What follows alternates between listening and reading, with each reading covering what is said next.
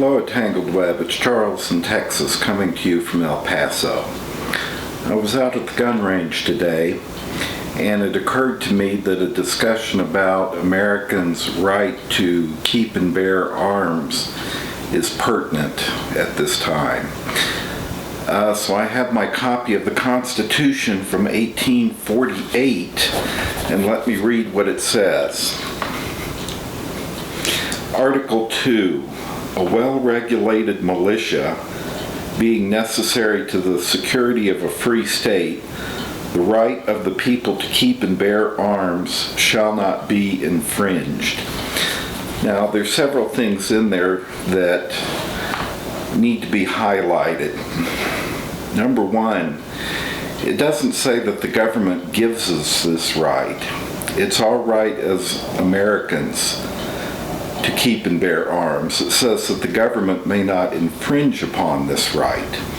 That's very important because that means that the government, since they didn't give us this right, they can't take away the right. Secondly, it says a well-regulated militia. Many liberals think that this means that individuals cannot carry and bear arms. However, the courts have said that since states license individuals, such as Texas, licensing individuals, that constitutes a militia. Therefore, in Texas, our militia is 900,000 strong of citizens that have been licensed, fingerprinted, background checked, have signed up, and therefore form a citizen militia. The founders, I think, were very wise when they put this into the Constitution. It allows Americans to defend themselves against each other, against enemies foreign and domestic, and against a tyrannical government if it ever came to that. As we've seen in Europe over the last few days and weeks with the migrant crisis, the illegal migrant crisis, an unarmed population is a very vulnerable population. I don't think the goings-on would be happening in the United States that have been happening in the Calais jungle or in the Spirit of Britain being boarded, or in Cologne with the women being attacked. I don't think that would happen here. We're too well armed. Now, many say that in America there are too many gun deaths, and that's true, there are too many gun deaths. But guns are here to stay.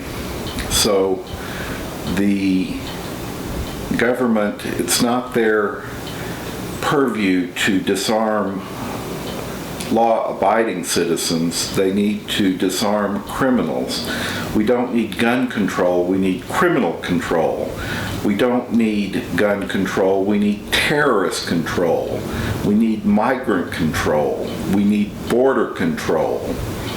That's what we need, not gun control. Gun control is using both hands. Now, one area that I think many of you will agree with me on, and I'm going to break with my gun-toting friends on this one, and with Donald Trump, who you know I support, is I don't think there's any room in this country for assault weapons. Even though the courts have said that it falls under the Second Amendment, I don't think that there's any need or any room for them. The massacre in San Bernardino showed that. Americans don't have a right to own a bazooka. They don't have a right to own an automatic machine gun. Why do they have a right to own military-style assault weapons? What do you think on this subject? Should Americans be allowed to own assault rifles or just hunting rifles? Do you think Europeans should be allowed to carry weapons? What do you think on the subject? Thanks for listening.